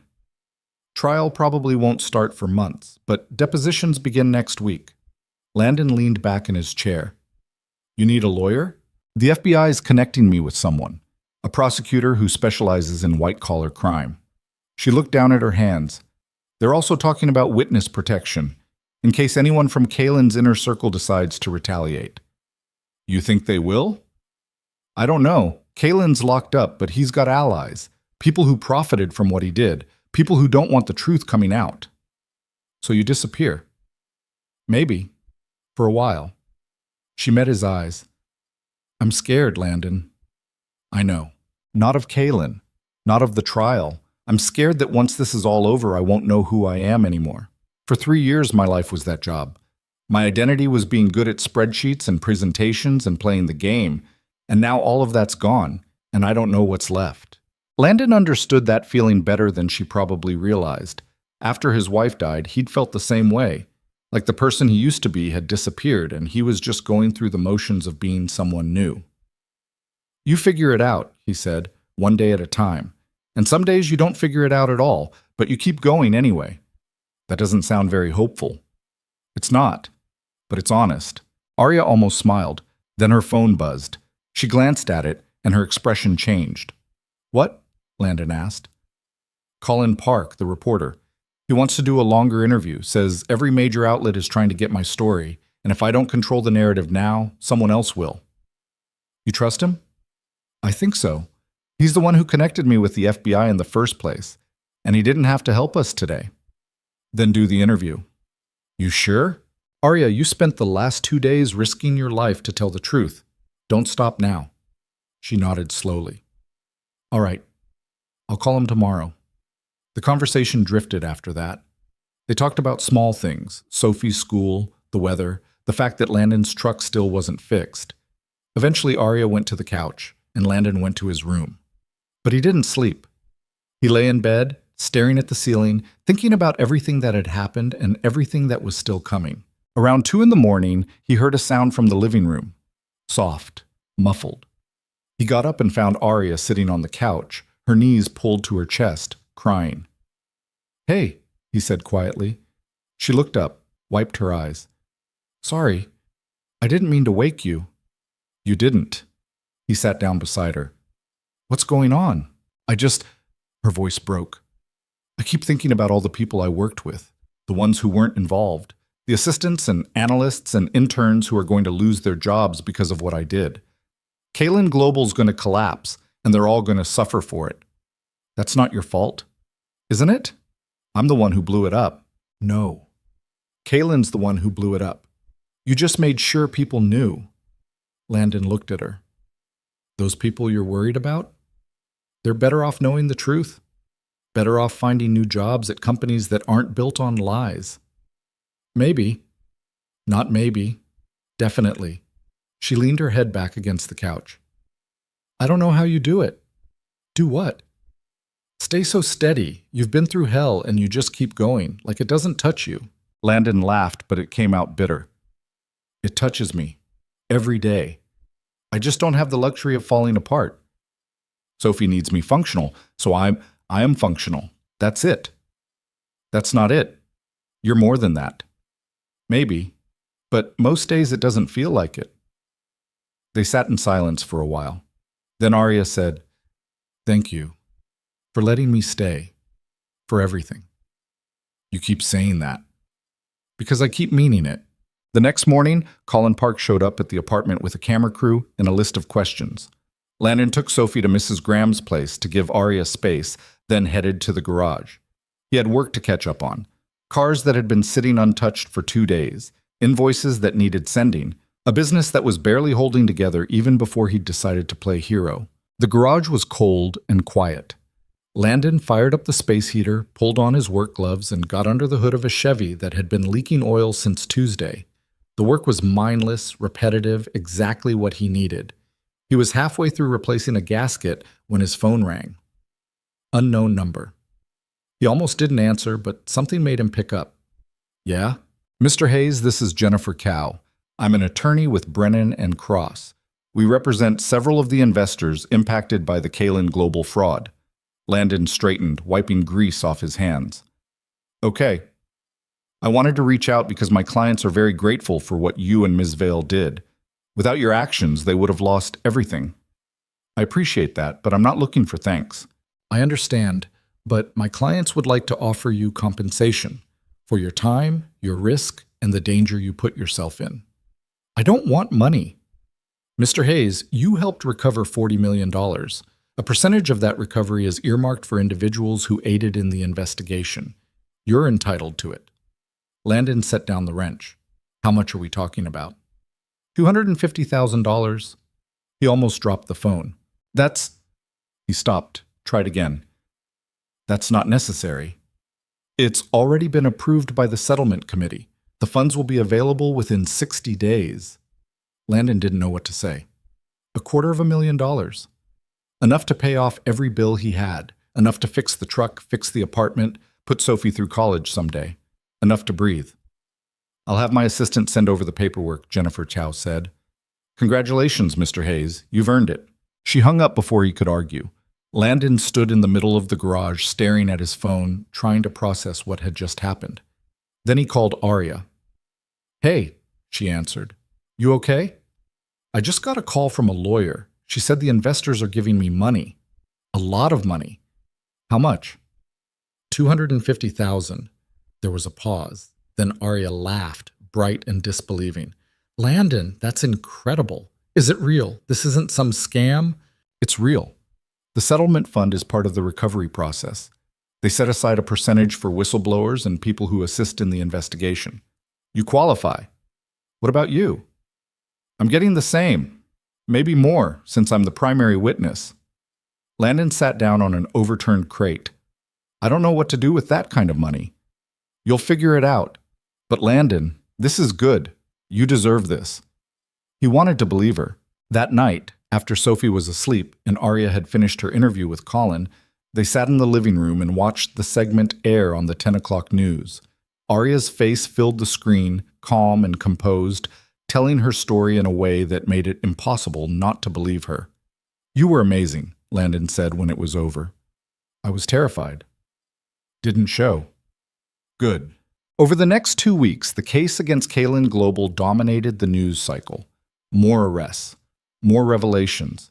The company's stock crashed. Employees were laid off in waves. Arya spent hours every day on the phone with lawyers, agents, journalists. Landon went back to work, trying to keep the garage running while fielding calls from reporters who wanted to interview the guy who'd helped bring down a billionaire. He said no to all of them. Sophie adjusted to Arya's presence with the easy adaptability of kids. She liked having someone else around, someone who helped with homework and watched cartoons and didn't mind playing pretend for hours. Arya seemed to like it too. She was good with Sophie in a way that felt natural, unforced. One evening, Landon came home to find them in the kitchen, making cookies. Flour everywhere. Sophie's face covered in chocolate chips. Arya laughing at something Sophie had said. What's this? Landon asked. We're baking, Sophie announced. Miss Arya's teaching me. I can see that. Arya looked up, grinning. She's a natural. Landon leaned against the doorframe, watching them. Something in his chest felt tight, but it wasn't painful. It was something else. Something he hadn't felt in a long time. Later, after Sophie was in bed and the kitchen was mostly clean, Arya sat at the table with a mug of tea. I got the witness protection details today, she said. Landon's stomach dropped. And? They want me to relocate. New city, new identity, at least until the trial's over and they're sure there's no threat. Where? They're not telling me yet. Somewhere out west, probably. When do you leave? 2 weeks, maybe less. Landon nodded, trying to keep his expression neutral. That's good. You'll be safe. Yeah. Sophie's going to miss you. I'm going to miss her too. They didn't talk about what Landon would miss. They didn't have to. The days blurred together after that. Arya spent her mornings at the federal building, giving depositions, reviewing evidence. Landon worked. Sophie went to school. And in the evenings, they came together in the tiny apartment that had started to feel less empty. One night, Landon found Arya on the couch, staring at her laptop. "What are you looking at?" he asked. "Job listings. For after this is all over." "Find anything?" "Not really. Turns out, being the face of a massive corporate scandal doesn't make you super employable. You could do something else. Something that's not finance." "Like what?" "I don't know. Something that matters." She looked at him. "You think what I did mattered?" "I know it did." Arya closed the laptop. "I've been thinking about that, about what comes next. And I think I want to help people like the ones Kaylin hurt. People who lose everything because someone powerful decided to cheat. I don't know what that looks like yet, but it feels right." "Sounds like a plan." "It's barely even an idea. Most good things start that way." 3 days before Arya was supposed to leave, Sophie came home from school and announced she'd made something for her. "What is it?" Arya asked. Sophie pulled a folded piece of construction paper from her backpack. Inside was a drawing, 3 stick figures standing in front of a house, one tall with dark hair, one smaller with curly hair, one tiny with pigtails. "That's you and Daddy and me," Sophie explained, "so you don't forget us." Arya's eyes went bright. "I could never forget you." "Promise?" "Promise." Sophie hugged her, fierce and tight, and Arya held on like she was trying to memorize the feeling. That night, after Sophie was asleep, Landon and Arya sat on the couch, not talking, just existing in the same space. "I don't want to go," Arya said quietly. "I know. But I have to." "I know that too." She turned to look at him. "What if I didn't? What if I stayed here and figured it out without witness protection?" "Then you'd be taking a risk." "I've taken risks before. This is different. You've got enemies now, real ones. And I've got people who care about me. That's new too." Landon didn't know what to say. Part of him wanted to tell her to stay, to figure out a way to make it work. But the other part, the part that had spent 3 years keeping Sophie safe, knew that wasn't fair. "Do what's right for you," he said finally. "Whatever that is, I'll support it." Arya nodded, but she didn't look convinced. The next day, Agent Delgado called. There'd been a development. "We picked up 2 more suspects this morning," he said. "Associates of Kaylin's who were planning something. I can't give you details, but it was serious enough that we're accelerating Ms. Vale's relocation." "When?" Landon asked. "Tomorrow morning. I'm sorry for the short notice, but we can't take chances." Landon hung up and found Arya in the living room. "They're moving you tomorrow," he said. Her face went pale. "Tomorrow?" "Yeah." "I'm not ready." "You don't have a choice." She stood, paced to the window, stared out at the street. "I wanted more time." "I know. I wanted to say goodbye properly. To Sophie. To—" She stopped, shook her head.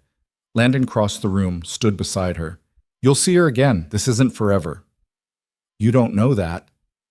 "No, but I'm choosing to believe it anyway." She looked at him, and something passed between them. Something unspoken, but understood. That night, they told Sophie together.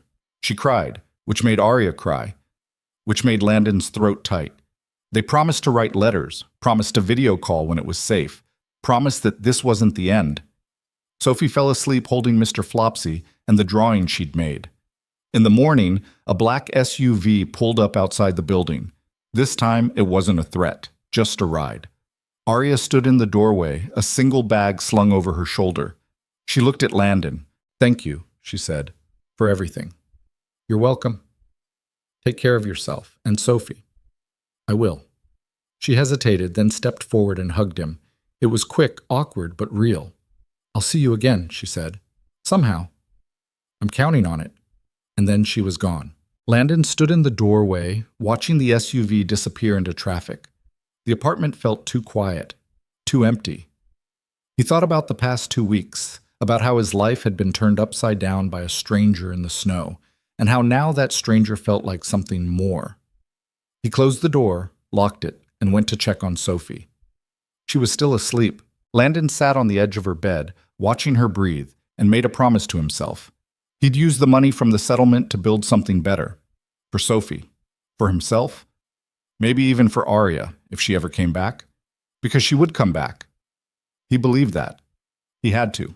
The first month without Arya felt like learning to walk again after forgetting you had legs.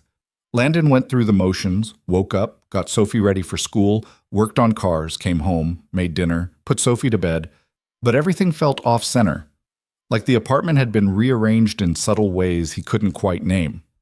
Sophie asked about Arya every few days at first, then every week, then slowly, less often. Kids adapted. They moved forward because they didn't know any other way. Landon envied that. The settlement money came through in early February, deposited into his account with an official-looking letter from Brennan and Cross confirming that it was real, that it was his, that he could actually use it. He stared at the balance for a long time, trying to make it feel true. $250,000. He paid off the credit cards first, then the medical bills from when Sophie had pneumonia 2 years ago, and the insurance hadn't covered enough. Then the back rent he'd been carrying like a weight on his shoulders. What was left, he put into an account for Sophie's future and a separate fund for the garage. Because the garage needed work. Real work. The kind that cost money he'd never had before. He started small. New tools. Better equipment. A real heating system instead of the space heater that barely functioned. He repainted the sign out front, fixed the busted roll-up door, replaced the cracked windows. Slowly, the place started looking less like a tomb and more like a business. Word spread. Not just because of the improvements, but because Landon's name had been in the news. People knew who he was now, the mechanic who'd helped bring down Kalen Global. Some customers came because they were curious. Others came because they respected what he'd done.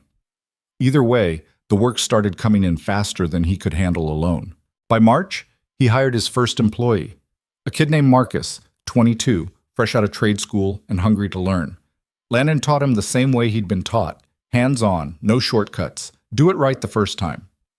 "Why do you care so much?" Marcus asked one afternoon, elbow deep in an engine block. "Because half-assing it just means you have to do it again," Landon said. "And I don't have time to do things twice."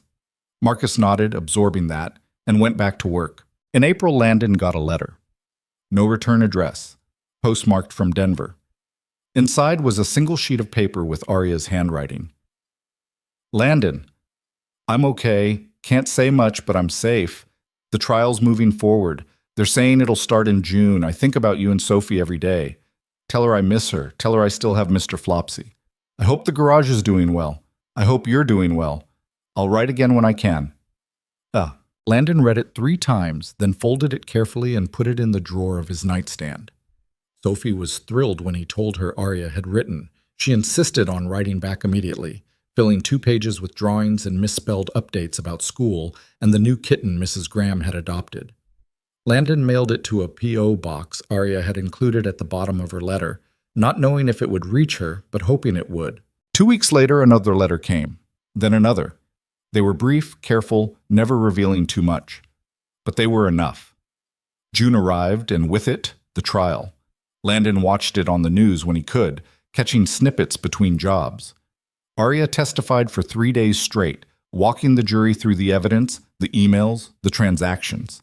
She was calm, precise, unshakable.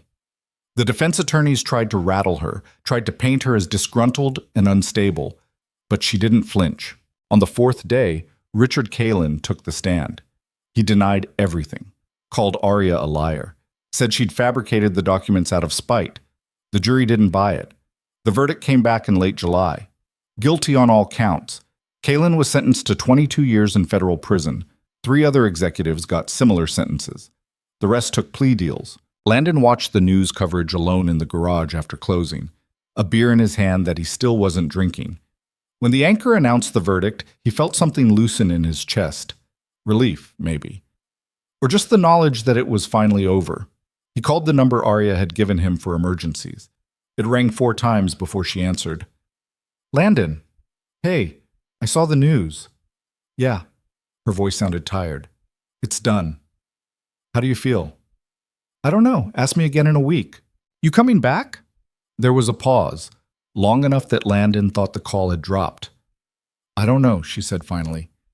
The protection program says I should stay out here for a while longer, make sure there's no blowback, but She stopped.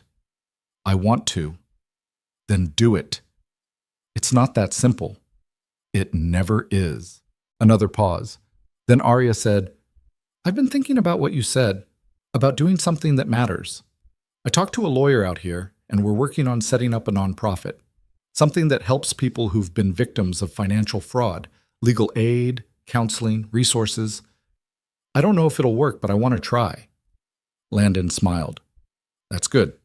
That's really good. Yeah, I think so too. You'll need funding. I've got some from the settlement, and there are grants. It's possible. When you're ready, let me know. I'll help. Landon, you've already done enough.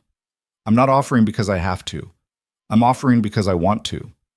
He could hear her breathing on the other end of the line. Then, quietly, she said, Thank you.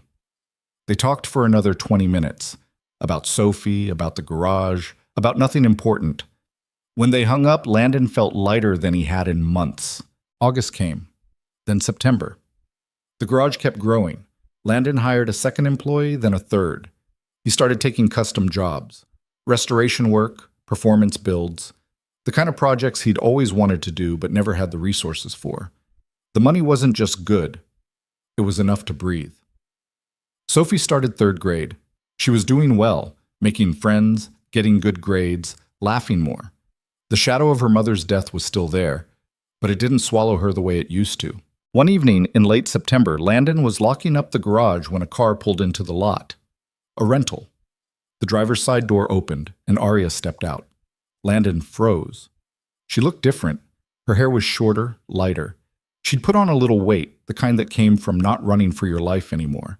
She was wearing jeans and a sweater, and she looked nervous. Hi, she said. Hi. Landon couldn't move. What are you doing here? The protection program cleared me to come back. They said the threat level's minimal now that Kaylin's locked up. She shoved her hands in her pockets. So I came back. For good? I don't know yet. Maybe. I wanted to see how it felt. Landon walked over to her, stopped a few feet away. How does it feel? She looked around. At the garage. At the street. At him. Like home, she said. Something in Landon's chest cracked open. Sophie's going to lose her mind, he said. Arya smiled. Can I see her? She'll never forgive me if you don't. They drove to the apartment together. Sophie was at the kitchen table doing homework when they walked in. She looked up, saw Arya, and screamed. Miss Arya! She launched herself across the room, and Arya caught her, holding on tight. I missed you so much, Sophie said, her voice muffled against Arya's sweater. I missed you too, kiddo. They stayed like that for a long time. Landon watched from the doorway, feeling something he hadn't felt in years. Not happiness, exactly. Something quieter. Something that felt like hope.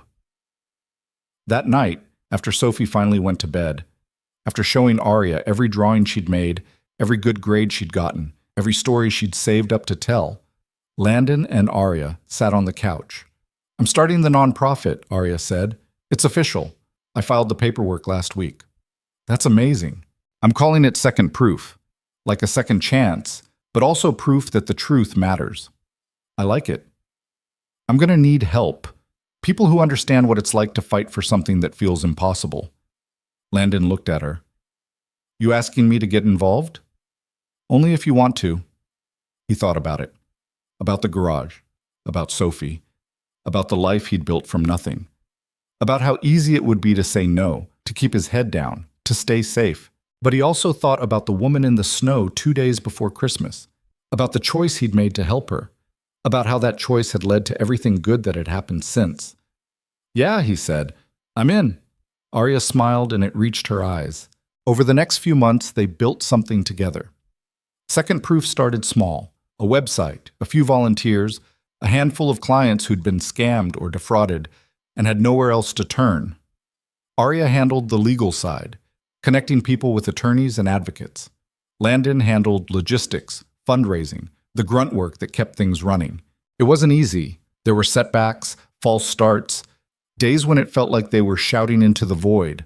But slowly, it grew. Word spread. People started donating. News outlets picked up the story. The whistleblower who'd brought down a billionaire was now helping the people he'd hurt. By the time winter rolled around again, Second Proof had helped 60 families recover stolen money, file lawsuits, rebuild their lives. It wasn't enough to fix everything, but it was something. Sophie loved having Arya around. She'd moved into a small apartment 2 blocks away, close enough to visit but far enough to have her own space. Most evenings, though, she ended up at Landon's place, helping with homework, making dinner, watching bad TV, and arguing about which movies were worth staying up late for. It felt natural, easy, like they'd been doing it forever. One night in early December, almost a year to the day since Landon had found Arya in the snow, he sat on the couch watching Sophie and Arya build a gingerbread house at the kitchen table. They were arguing about the best way to attach the roof, both of them laughing, both of them covered in frosting. Landon thought about his wife, about how much she would have liked Arya, about how she would have wanted this for him, for Sophie, even if it looked different than what they'd planned. He thought about the flash drive that had started everything, about the $40 million and the trial and the 22-year sentence, about how all of it had come down to one moment on a freezing Chicago street when he could have kept walking. He thought about the choices people made, the small ones that didn't feel important at the time but ended up changing everything. Arya looked over and caught him staring. "What?" she asked. "Nothing, just thinking." "About what?" "About how weird life is, how you never know what's coming." Sophie held up the gingerbread house, which was crooked and covered in too much icing. "What do you think, Daddy?" "I think it's perfect," Landon said, and he meant it. Later, after Sophie was asleep and Arya was getting ready to leave, she stopped in the doorway. "I have something for you," she said. She pulled a small frame from her bag and handed it to him. Inside was the flash drive, the same one she'd been clutching that night in the snow, mounted behind glass with a small plaque at the bottom that read, "The night everything changed." Landon stared at it. "I had it made a few months ago," Arya said. "I wanted you to have it, as a reminder." "Of what?" "That doing the right thing matters, even when it's hard, especially when it's hard." Landon looked at her, at the woman who'd stumbled into his life terrified and desperate and alone, who'd trusted him when she had no reason to, who'd fought for the truth even when it nearly killed her. "Thank you," he said. "For what?" "For asking for help, for letting me be part of this." Arya smiled. "Thank you for saying yes." She left, and Landon set the frame on the shelf near the door. He looked at it for a long time, thinking about everything it represented. The risk, the fear, the choice to step into someone else's chaos and refuse to walk away. He thought about Sophie asleep in the next room, about the garage that was finally thriving, about Second Proof and the people they were helping, about Arya, who'd become part of their lives in a way that felt permanent. He thought about the life he'd built from the wreckage of the one he'd lost. It wasn't perfect, it was messy and complicated and full of uncertainties, but it was real. And it was his. And for the first time in a long time, that was enough.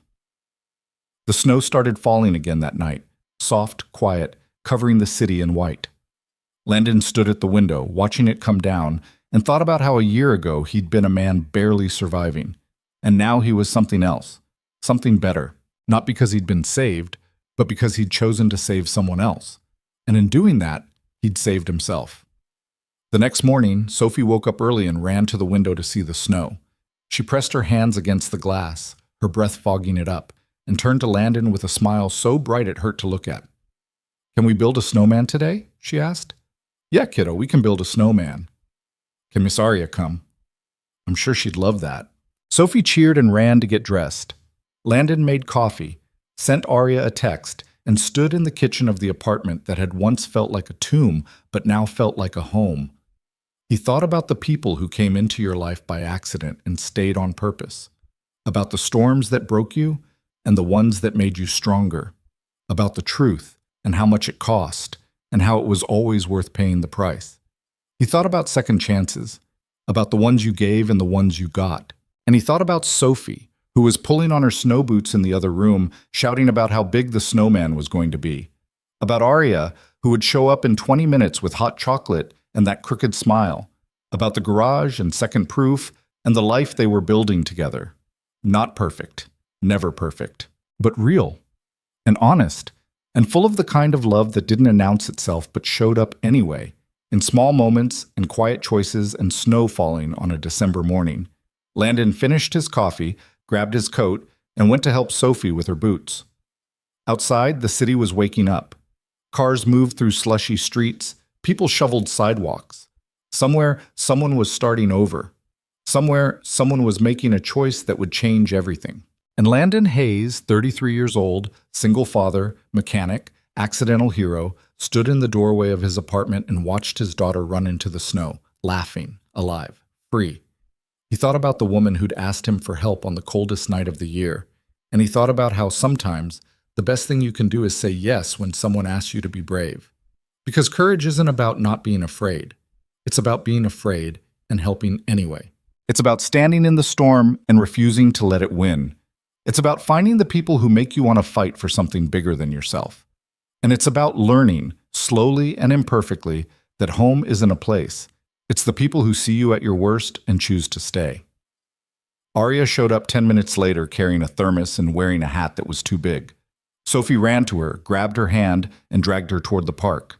Landon followed, hands in his pockets, watching the two of them laugh and stumble through the snow. And for the first time in 3 years, he felt whole, not healed, not fixed, but whole. And that, he thought, was enough. The first month without Arya felt like living in a house where someone had removed all the furniture but left the walls standing. Everything looked the same, but nothing worked the way it used to. Landon went through the motions, woke up, got Sophie ready for school, fixed cars, paid bills, went to bed. But the rhythm felt wrong, offbeat. Like he'd forgotten the steps to a dance he used to know by heart. Sophie asked about Arya constantly at first. When is Miss Arya coming back? Can we call her? Does she still have Mr. Flopsy? Landon answered as best he could, which wasn't well. He didn't know when she was coming back. He didn't have a number to call. And yes, he was pretty sure she still had the rabbit. After a few weeks, Sophie's questions came less often. Kids had a way of adapting that adults didn't. They grieved and moved forward at the same time, like it was possible to hold both things at once without breaking. Landon wished he knew how to do that. The settlement money arrived in mid-February. $250,000 wired directly into his account with an official letter from a law firm he'd never heard of, explaining that it was his, legally and completely, no strings attached. He stared at the number on his phone screen for 20 minutes, refreshing the banking app over and over like the zeros might disappear if he looked away. They didn't. He paid off every debt he had. Credit cards. Medical bills from when Sophie had been sick 2 winters ago, and the insurance barely covered anything. The 3 months of back rent he'd been carrying like a stone in his chest. When it was done, he still had nearly $200,000 left. For the first time in his adult life, Landon Hayes could breathe without doing the math in his head first. He put half of it into a college fund for Sophie. The other half he sank into the garage. Because the garage, Hayes Auto Repair, the place that had kept him alive for the past 3 years, was falling apart. The roof leaked. The lift made sounds that meant expensive. The tools were older than Sophie, and the sign out front had been missing 2 letters since before Landon's wife died. He started small. New tools. A functioning heater instead of the rattling space heater that barely worked. He fixed the roll-up door so it didn't sound like it was screaming every time it opened. He replaced the cracked concrete in the bay, patched the roof, repainted the walls. Slowly, the place stopped looking like somewhere you went to die and started looking like somewhere you went to work. Word spread faster than he expected. Part of it was the improvements, but part of it was his name. People knew who he was now, the mechanic who'd helped expose Kalin Global. Some folks came because they were curious. Others came because they respected what he'd done. A few came because they'd been investors in Kalin's firm and wanted to shake his hand. Landon didn't know what to do with any of it, so he just kept working. By March, he couldn't keep up alone. He hired Marcus, a 22-year-old kid fresh out of trade school with more enthusiasm than skill, but a willingness to learn that reminded Landon of himself at that age. He taught Marcus the way he'd been taught, by doing it, screwing it up, and doing it again until it was right. "Why do you care so much about getting it perfect?" Marcus asked one afternoon, frustrated after Landon made him redo a brake job for the third time. "Because someone's driving this car home to their family," Landon said. "And I'm not sending them out there with work that might fail." Marcus nodded, swallowed his pride, and did it again. This time, he got it right. In April, a letter arrived. No return address, postmarked from Denver, Colorado. Landon opened it standing in the middle of the garage, grease still on his hands. The handwriting was Arya's. "Landon, I'm okay, can't tell you much, but I'm safe. The trial's moving forward. They think it'll start in June. I think about you and Sophie every day. Tell her I miss her. Tell her Mr. Flopsy is in good hands. I hope the garage is doing well. I hope you are too. I'll write again when I can." Landon read it twice, folded it carefully, and put it in the glove box of his truck where he wouldn't lose it. That night, he told Sophie. She made him read the letter out loud 3 times, then insisted on writing back immediately. She filled 2 pages with drawings of snowmen and stick figures and a very ambitious rendering of the kitten Mrs. Graham had recently adopted. At the bottom, in her careful second-grade handwriting, she wrote, "I miss you. Come home soon. Love, Sophie." Landon mailed it to a P.O. box Arya had scribbled at the bottom of her letter. He didn't know if she'd get it, but it felt important to try. 2 weeks later, another letter came. Then another. They were short, cautious, careful not to reveal too much about where she was or what she was doing, but they were something, a thread connecting them across the distance. In June, the trial started. Landon watched it on the news when he could, between jobs and during lunch breaks. Arya testified for 3 straight days, walking the jury through spreadsheets and emails and bank transfers with the same calm precision she'd shown that night in the garage. The defense tried to break her, called her vindictive, said she'd fabricated evidence, painted her as a disgruntled employee with an axe to grind. She didn't flinch, just kept telling the truth over and over until it was impossible not to believe her. Richard Kalin took the stand on the 4th day. He denied everything, said Arya was lying, said the documents were doctored. He smiled at the jury like he was doing them a favor by being there. The jury didn't smile back. The verdict came on a Thursday in late July. Guilty on all counts: fraud, embezzlement, money laundering, conspiracy. 22 years in federal prison. 3 other executives got similar sentences. The rest took plea deals and shorter terms. Landon watched the news coverage alone in the garage after closing. When the verdict was announced, he felt something in his chest loosen. Not relief exactly, more like the absence of a weight he'd been carrying so long he'd forgotten it was there. He pulled out his phone and called the emergency number Arya had given him months ago. She answered on the 4th ring.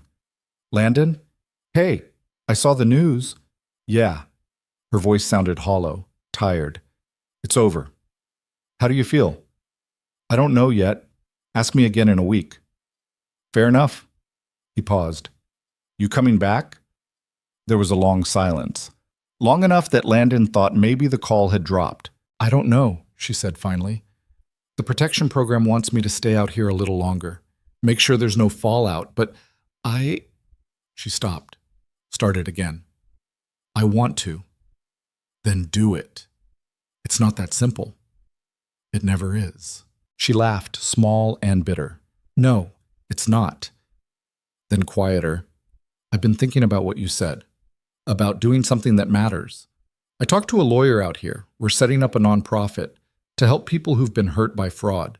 Legal aid, counseling, resources to rebuild. I don't know if it'll work, but I want to try." Landon smiled even though she couldn't see it. "That's good, really good." "You think so?" "I know so. I'm going to need help. People who understand what it's like to fight for something when everyone tells you it's impossible." "You asking?" "Only if you want to." Landon thought about the garage, about Sophie, about the life he'd built in the wreckage of the old one, about how easy it would be to say no, to stay safe, to keep his head down and his world small. But he also thought about the woman in the snow, about the choice he'd made to help her, about how that choice had changed everything. "Yeah," he said. "I'm in." He could hear her smile through the phone. "Thank you." They talked for another half hour about nothing important.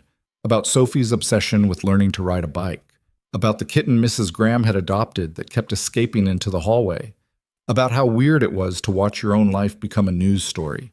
When they hung up, Landon sat in the dark garage for a while, staring at nothing, feeling something that might have been hope. August came, then September. The garage kept growing. Landon hired 2 more people, a woman named Diane who'd been fixing cars longer than Landon had been alive, and a quiet guy named Jesse who didn't talk much but could diagnose engine problems by sound alone. The work was steady, good, enough to pay everyone a living wage and still have money left over. Sophie started 3rd grade. She was doing well, making friends, bringing home spelling tests with stars on them, laughing more than she had in years. The grief over her mother was still there, but it didn't swallow her whole anymore. It was just part of her now, part of who she was becoming. One evening in late September, Landon was locking up the garage when a car pulled into the lot. A rental sedan. The driver's door opened and Arya stepped out. Landon froze. She looked different. Her hair was shorter, lighter. She'd gained a little weight, the kind that came from not running for your life anymore. She was wearing jeans and a sweater that looked too big, and she looked nervous in a way that made her seem younger than he remembered. "Hi," she said. Landon couldn't find words for a moment. Then, "What are you doing here?" "They cleared me to come back. Said the threat level's basically 0 now that Kaylin's in prison and everyone else took deals." She shoved her hands in her pockets. "So I came back. For good?" "I don't know yet. Maybe. I wanted to see how it felt." Landon walked over to her, stopped a few feet away. "How does it feel?"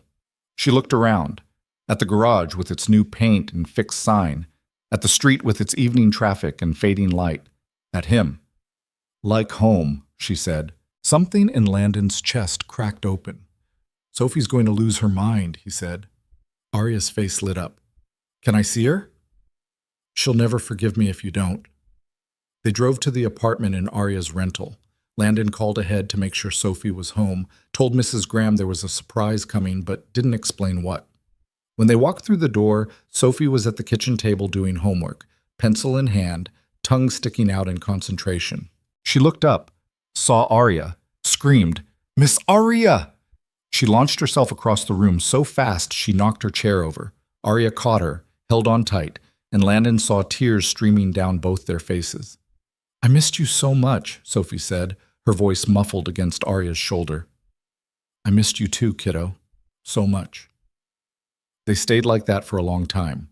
Landon stood in the doorway, watching, feeling something enormous and fragile expanding in his chest. That night, after Sophie finally went to bed, after showing Arya every drawing she'd made, every book she'd read, every story she'd been saving up to tell, Landon and Arya sat on the couch with the kind of exhaustion that felt good.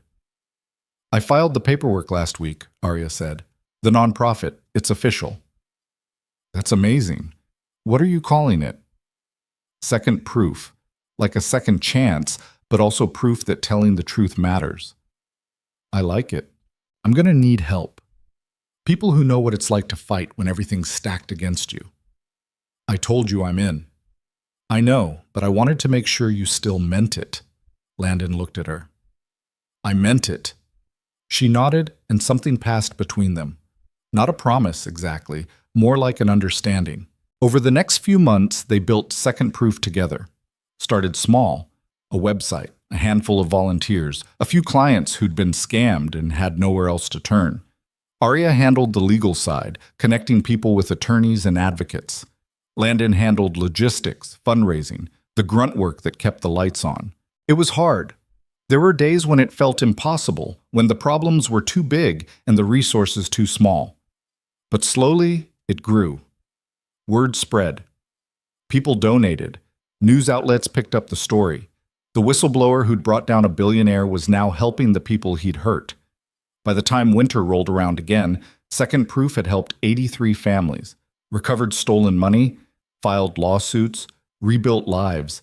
It wasn't enough to fix everything, but it was something. Arya moved into a small apartment 2 blocks from Landon's. She said she needed her own space, and Landon understood that. But most evenings, she ended up at his place anyway, helping Sophie with homework, making dinner, watching terrible movies and arguing about which ones were worth finishing. It felt easy, natural, like they'd been doing it forever. One night in early December, almost exactly a year since Landon had found Arya in the snow, he sat on the couch watching her and Sophie build a gingerbread house at the kitchen table. They were arguing about the structural integrity of the roof, both of them laughing, both of them covered in frosting. Landon thought about his wife, about how much she would have liked Arya, about how she would have wanted this for him, for Sophie, even if it looked nothing like what they'd planned. He thought about the flash drive, about the $40 million and the trial and the sentence, about how all of it had come down to one moment on a frozen street when he could have kept walking. He thought about choices, about how the small ones mattered just as much as the big ones, about how you never really knew which was which until later. Arya looked over and caught him staring. "What?" she asked. "Nothing, just thinking." "About what?" "About how weird life is. How you can't plan any of it." Sophie held up the gingerbread house, which was crooked and collapsing on one side. "What do you think, Daddy?" "I think it's perfect," Landon said. Later, after Sophie was asleep and Arya was getting ready to leave, she stopped at the door and pulled something from her bag. "I made this for you," she said, handing him a small frame. Inside was the flash drive, the same one she'd been clutching that night, the one that had started everything. It was mounted behind glass with a small plaque at the bottom that read, "The night everything changed." Landon stared at it. "I had it made a few months ago," Arya said. "I wanted you to have it, as a reminder." "Of what?" "That doing the right thing matters, even when it's terrifying, even when you don't know if it'll work." Landon looked at her, at the woman who'd stumbled into his life barefoot and desperate and alone, who'd trusted him when she had no reason to, who'd fought for the truth even when it almost killed her. "Thank you," he said. "For what?" "For asking for help, for letting me be part of this." Arya smiled. "Thank you for saying yes." She left, and Landon set the frame on the shelf by the door. He looked at it for a long time, thinking about everything it represented. The fear, the risk, the choice to step into someone else's chaos and refuse to walk away. He thought about Sophie, asleep in the next room, safe and loved and whole in ways that mattered more than the ways she was still broken. He thought about the garage, thriving now, full of life. He thought about Second Proof and the people they were helping, about Arya, who'd become part of their lives in a way that felt permanent, even though neither of them had said it out loud. He thought about the life he'd built from the wreckage of the one he'd lost. It wasn't perfect. It was messy and complicated and full of uncertainty, but it was real. And it was his, and it was enough. The snow started falling that night. Soft at first, then heavier, covering the city in white. Landon stood at the window, watching it come down, and thought about how a year ago he'd been drowning. And now he was something else. Not saved, exactly, but swimming, moving forward. The next morning, Sophie woke up early and ran to the window. "Daddy, it snowed!" "I see that, kiddo. Can we build a snowman?" "Yeah, we can build a snowman." "Can Miss Arya come?" Landon smiled. "I'm sure she'd love that." Sophie ran to get dressed, and Landon made coffee and sent Arya a text. She replied almost immediately, "On my way." 20 minutes later, she showed up with hot chocolate in a thermos and a hat that was too big for her head. Sophie grabbed her hand and dragged her toward the park down the street, chattering about how big the snowman was going to be, how they needed to find the perfect sticks for arms. Landon followed, hands in his pockets, watching the two of them stumble through the snow together. And somewhere in that moment, in the cold air, and the laughter, and the way Arya looked back at him with a smile that felt like an invitation, Landon realized something. He'd spent 3 years surviving, putting one foot in front of the other because Sophie needed him to. Going through the motions because that's what you did when your world fell apart. But this, watching his daughter play in the snow with someone who'd become family without either of them planning it, feeling the weight of the past lift just enough to breathe. This wasn't surviving. This was living, and the difference mattered. They built the snowman together. Sophie insisted it needed a scarf, so Arya ran back to her apartment and returned with one. Landon found stones for the eyes and a carrot for the nose. They stood back when it was finished, admiring their work, and Sophie announced it was the best snowman in the entire city. You think so? Arya asked. I know so. Well, if you know so, it must be true. Sophie grinned and ran off to make snow angels. Arya turned to Landon. You okay? Yeah, I am. You sure? He nodded. I'm sure. She studied his face for a moment, then smiled. Good. They stood there in the cold, watching Sophie make patterns in the snow, and Landon thought about all the things he'd learned in the past year. About courage and fear and the impossibly thin line between them. About how helping someone else could save you in ways you didn't expect. About family, not the kind you were born into, but the kind you chose. The kind you built from nothing. He thought about how life didn't give you what you planned for. It gave you what you needed, even if you didn't know you needed it. And sometimes, if you were very lucky, it gave you a second chance. Not to go back, not to fix what broke, but to start again. To build something new from the pieces. To find people who made you want to be braver than you thought you could be. Sophie ran back over, breathless and pink-cheeked. Can we come back tomorrow? If it's still snowing, yeah. What if it's not? Then we'll find something else to do. Like what? Landon looked at Arya. She shrugged, smiling. I don't know, kiddo, he said. We'll figure it out. And that, Landon thought, was the truth of it. You didn't need to have all the answers. You didn't need to know what was coming next. You just needed to show up, to help when someone asked, to say yes when it mattered, to build something, a life, a family, a home, from whatever you had. Even if what you had was just a stranger in the snow and a choice to stop walking. Even if it was terrifying. Even if you didn't know if it would work. Because sometimes the best things in life came from the moments when you decided to be brave anyway. And Landon Hayes, mechanic, father, ordinary man who'd done one extraordinary thing, understood that now in a way he hadn't before. He looked at Sophie and Arya, both of them laughing, both of them covered in snow, both of them here. And he thought, yeah, this is enough. This is more than enough. This is everything.